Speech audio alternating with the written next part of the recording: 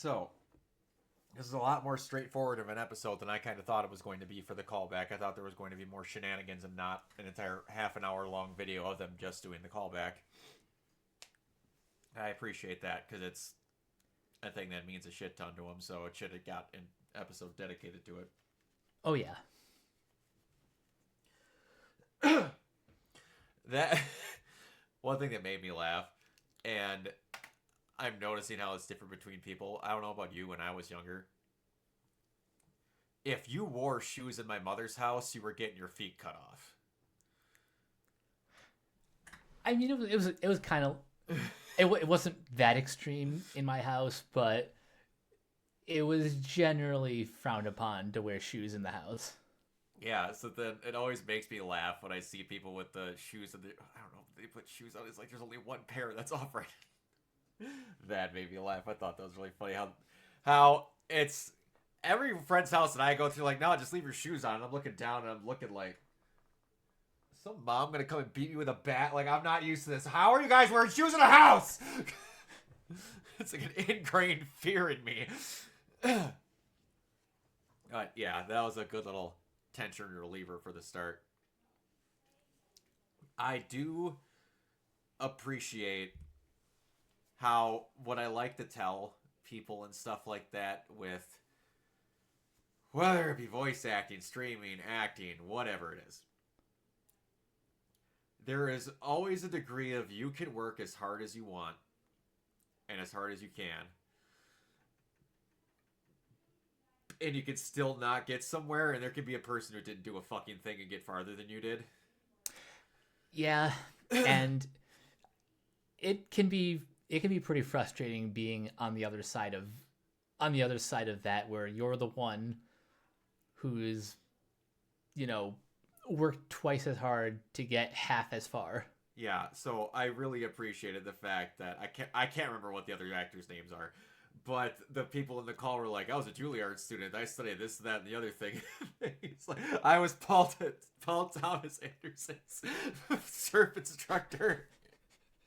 And he just said one day, you should try acting. You should try it. You should be in movies. Like, you nailed it, because that shit happens. Yeah, so I thought that was really cool that it seemed really real. Like, it is a joke, but that is crap that happens. So I greatly appreciate that.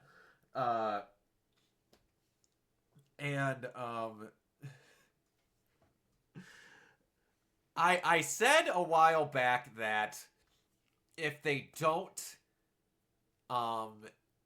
make use of the character trait that Simon has of being asininely overprepared for everything and needing to have things be so succinct and perfect, otherwise he can't function, was gonna piss me off if they ignored it. And it didn't. They haven't showed it largely in a lot of scenes because there hasn't been a lot of scenes that would display it. But the sheer panic in Simon's face when Von Kovic goes, no, it's the words that are wrong. Let's just throw the whole scene away. What? Huh? Yeah, I think we've all been in situations like that before. Excuse me? I've had to do that with certain things at cons where I've recorded TikToks with other people who are like, oh, we're just going to riff on it. Like, you're going to fucking... You had lines prepared! Yeah. And I appreciate when different mediums do different things. Like, this is technically a TV show, but it's not a in-studio sitcom. And they did one of my favorite things in this that in-studio sitcoms do every now and then, which is the fake killing a guy in a dream sequence. I was genuinely fooled for a second. Like, so was I! So I was like, oh fuck, he's going to have to show that he was mind controlled, his powers did something, damage control is going to use this against him. Oh no! Or it was going to be somehow his powers could reconstruct it and he like did a magic trick or some more shit. But then when it cuts back to him asleep, I'm like, oh, thank God. I didn't need this to be the episode where his life gets ruined. Yeah, it did worry me for a second, but then I'm like, wait a minute, like this, like we still have a few more episodes to go. They can't possibly. But no, No. thank God it was just a dream. Thank God it was that. And again, with the neurotics of his not being able to do anything off the cuff, I actually jolted in my seat a little bit when he smashed that cup on the kitchen. And it just kept going and kept going. And I'm like, oh man, this is going to either gain you so much favor, it's not going to gain you shit. And then he started doing all of that, and Von Kovic goes, and so you did a scene from Pretty Woman. Not what I was looking for. Not quite my tempo. Not quite my tempo. Von Kovic reminds me of what the directing version of Harrison Ford in an interview is. Yeah.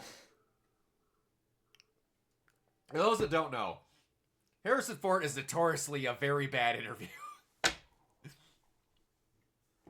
Is not great at expounding upon questions. You're not going to get a whole lot of deep, heartfelt shit out of it. When they get outside, I do, before we get there, I appreciate that the genuine struggle Simon is having, not with not trying to follow his orders, but with the fact that if he follows his orders, he's fucked. Because he's trying to pressure them into showing the people that they really are, and he can't do that. Yeah, I thought that was actually really clever how much Simon is struggling because, his abilities. Yeah, and I'm wondering in the end if that's going to play more into this thing of where he realizes he's actually Wonder Man and not an actor. Because I'm pretty sure this isn't a spoiler because it's just speculation, but I'm pretty sure this series ends with I'm Wonder Man. Yeah. So I think the underneath the skin thing is going to turn into he's not Wonder Man in this movie. He is just Wonder Man. Which I think would be pretty cool.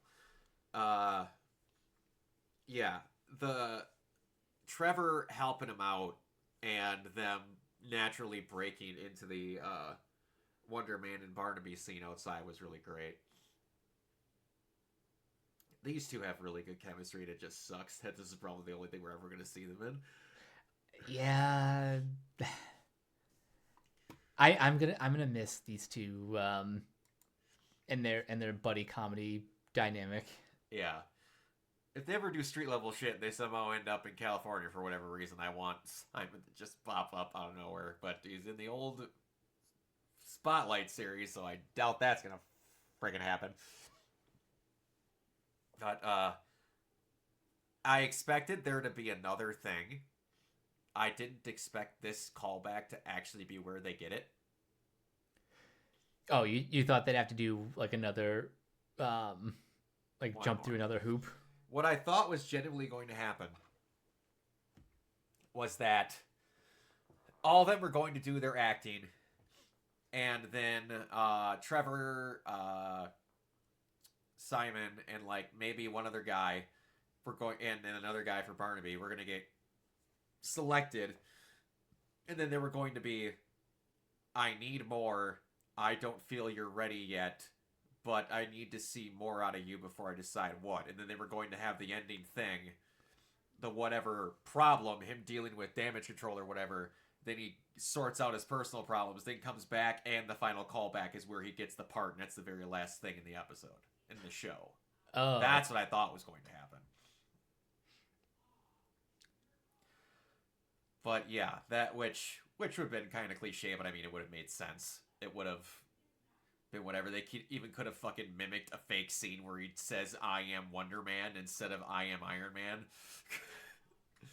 I could totally see them like riffing on that, because they're already leaning so much into. In fact, that's one thing I love about Slattery's inclusion here is they're not shying away from the fact that he was the Mandarin.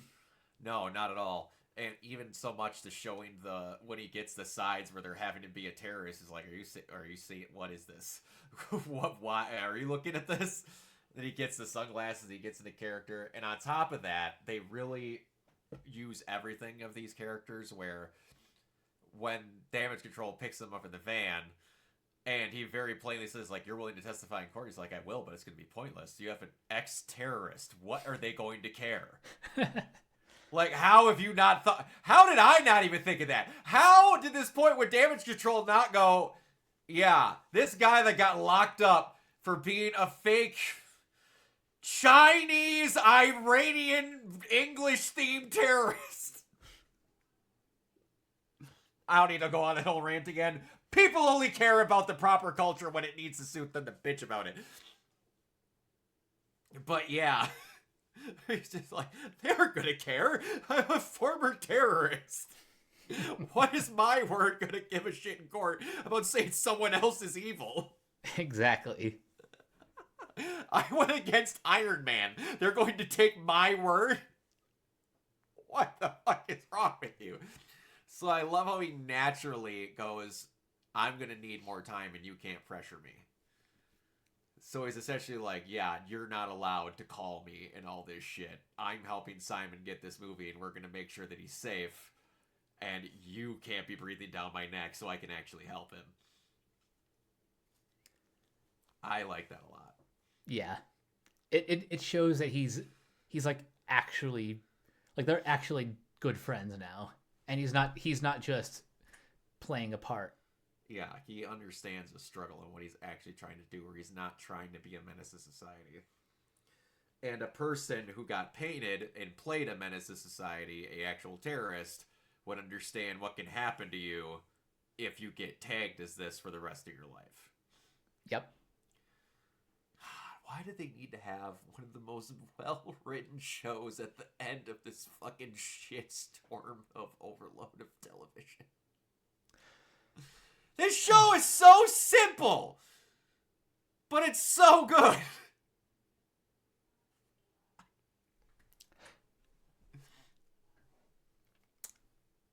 I'll ask this again once we actually finish the series, but for now, just to close out this episode, do you think this show would have worked if it was released weekly? The latter half, yes. The beginning, no. Okay. Because I'm actually kind of I'm leaning the same way. Yeah, the first couple are kind of iffy. Once you get like episode 3 and you have their relationship like kind of good to go, I think it's really good. Now, I think they could have done one of those batched releases where they did a bunch up front and then it goes. Yeah, like maybe do like the first 3, then 4, then 5, etc., etc. Yeah, I would have been really good with that because, yeah, you gotta show us a slow start. Like, it's written well in every episode, but it has a slow start. But yeah, it's so good. Do you have anything else? I think we covered everything for this one. Yeah, it's tough. Alrighty. Mike, where can everybody find you? You guys can find me on various social media sites at CaptainK42. You can check out my quick thoughts on letterboxd.com/CoachK42. And you can follow Renegade Pop Culture on Facebook and Blue Sky at Renegade Pop Culture. You can also find us on YouTube at Renegade Pop Culture or Organite Zero.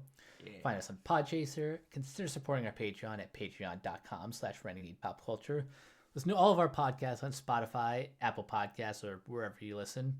And last but not least, everything can be found at renegadepopculture.com. You need escape, so do we. Absolutely. You can find me everywhere at Organoid Zero, mainly on Twitch and YouTube. If you are into cosplaying and conventions and goings and such like that, you can find me on my Instagram over at Organoid Zero. Until next time, we will see you all later. Bye. Peace.